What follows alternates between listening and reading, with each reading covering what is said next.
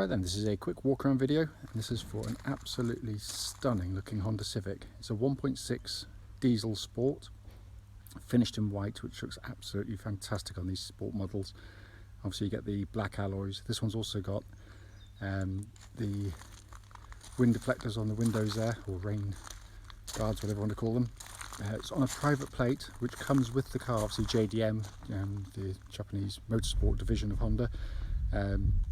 So a lovely private plate on the car. Car's covered just 45,000 miles and has been serviced all the way through by the Honda main dealers, and it's been absolutely cherished. Come to the front of the car, lights and lenses completely clear and intact. Unbelievably clean as well. I can't see a stone chip of any note on the bonnet at all. It's in wonderful condition. There will be one somewhere, of course. Near side of the car, absolutely blemish free on the panel work there, wonderfully clean.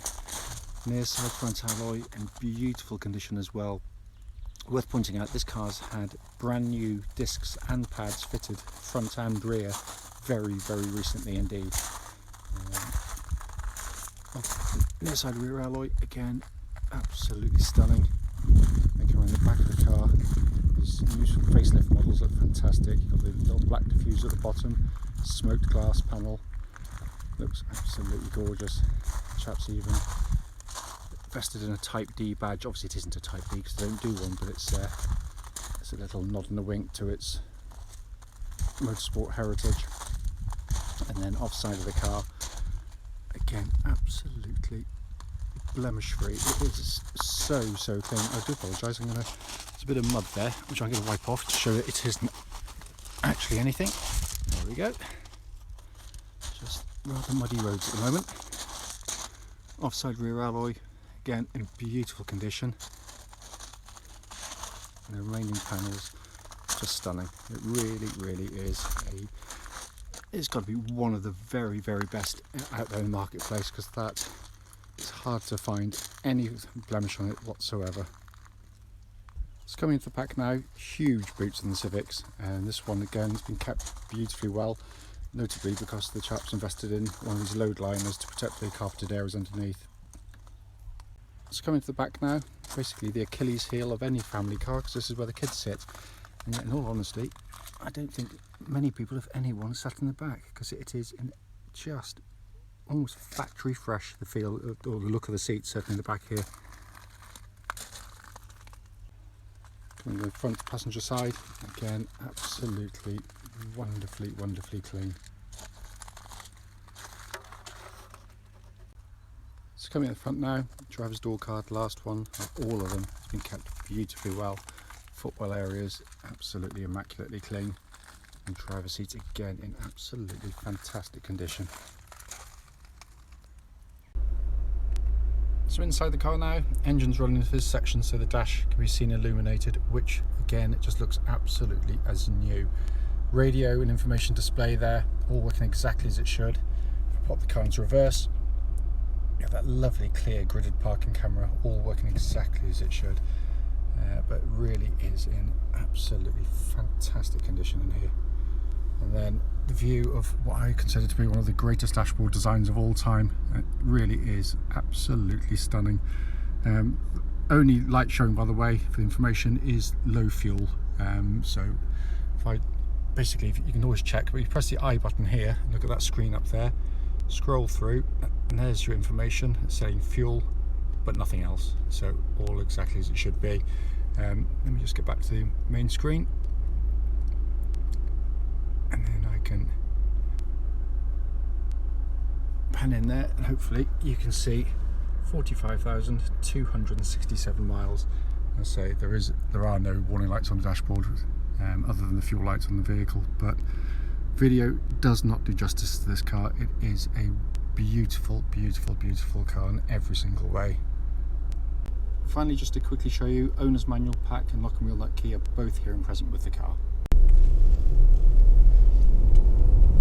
Right then, this is a quick road test video, and this is for a really lovely car. This is a Honda Civic 1.6 diesel, and it's the sport version. This particular car is on a private plate registered Y321JDM, and that comes with the vehicle, by the way. And the mileage currently showing on the car is 45,267 miles. As I always say, the reason we do these videos is very simple indeed.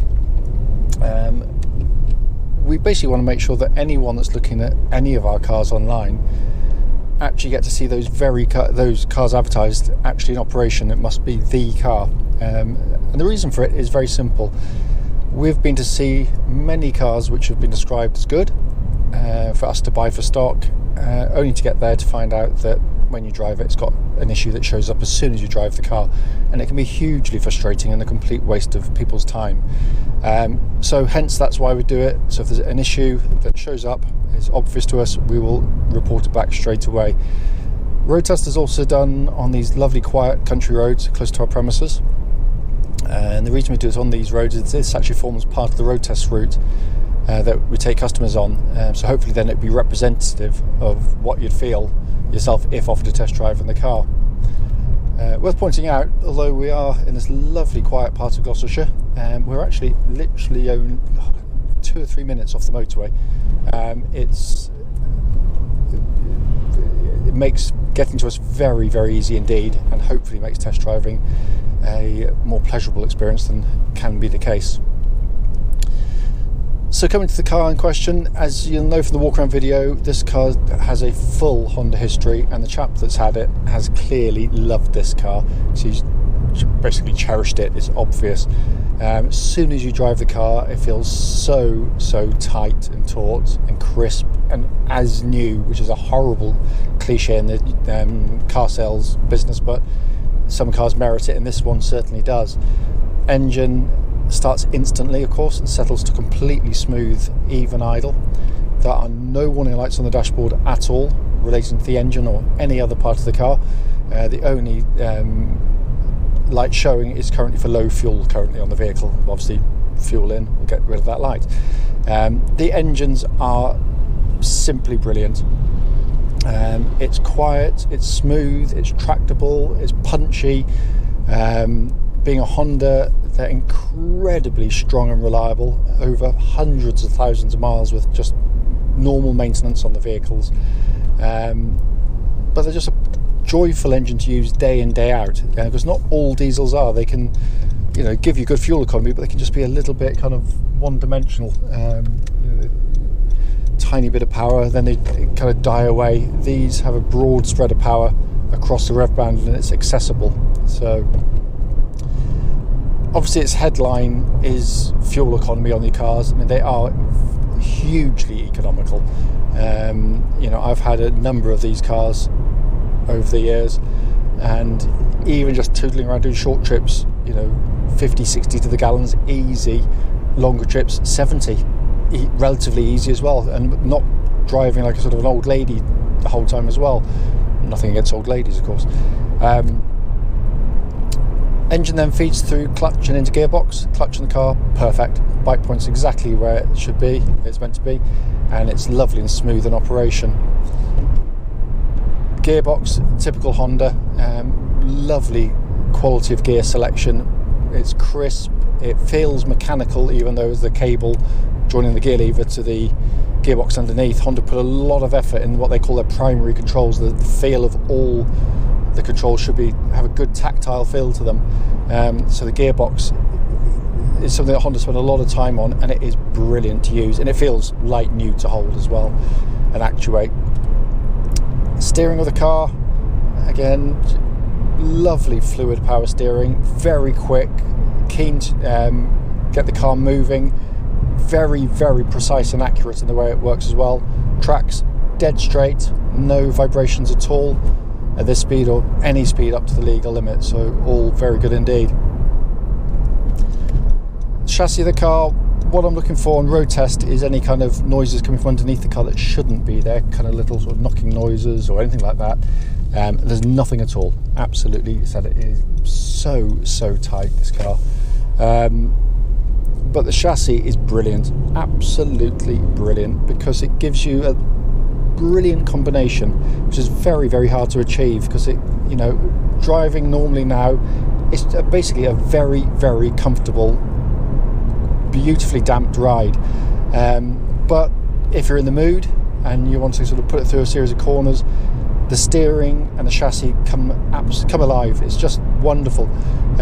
These couple of corners coming up now, you know, driven legally, but a little bit quicker than I would do normally. Corners so flat, that's the first thing you notice.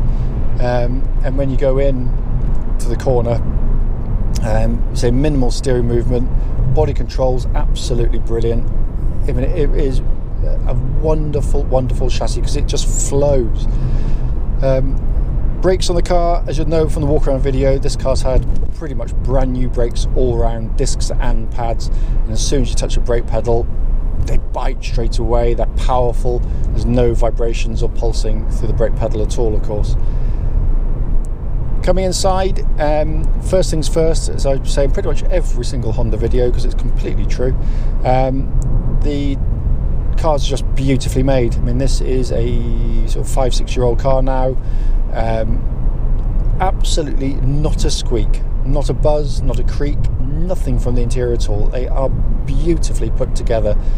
Do not for 1 second believe the utter garbage spouted by motoring press, because what they do is they compare brand new cars, where pretty much all cars are put together to a reasonably decent standard these days. So they'll feel quite well built. They'll have solid sounding doors. Lots of them have got squidgy plastics to make you feel like they're well built, because you touch things and they feel solid. No, build quality actually is how that first build lasts over many years and many tens of thousands of miles of use. And some of those cars that feel well built early in their life soon become incredibly creaky and buzzing inside. And even some of the so-called premium manufacturers suffer from it. But these Civics are brilliantly made cars. They also happen to be, in my very humble opinion, offer you probably the best dash interior of any car in its class by a country mile, which I readily admit, and I always say, is personal opinion, because this is a complete Marmite interior. You either love it or you really just don't like it at all. What I love about it is it's not the same as you get in every car, the same dash here and centre stack and all these kinds of things. What it gives you is something interesting to look at, and ultimately incredibly practical to use, in all honesty. So the most conventional part is actually this centre stack here, but it's all very simple to use. You've got the radio and your information display there with your rear camera all working perfectly. You've got a dual zone climate control giving you different temperatures side to side. Pumps out lovely cold air through the air conditioning as well, because we check it in a nice warm workshop. Quality of the switch gear, absolutely brilliant. The damping of the switches, which might sound nerdy, but it's so satisfying to use something that a manufacturer puts a lot of effort into. But my favourite part, bar none, is this bit in front, this what we refer to as your 2-tier dash design. So basically what Honda have very cleverly done, they put the information display up in the pod up there, very easy, simple and easy to see. So if you change things like the fan speed on the ventilation system, it shows up there. You don't have to look down at the screen down there whilst you're driving. But the best bit is the speedo high up there. Basically just look ahead, speedo's there. It's absolute genius, because you can see it at the corner of your eye at all times. And it's Honda's shame that they've gone backwards, in my opinion, on the 10th generation and put it down here again. And I just can't fathom out why they've done it.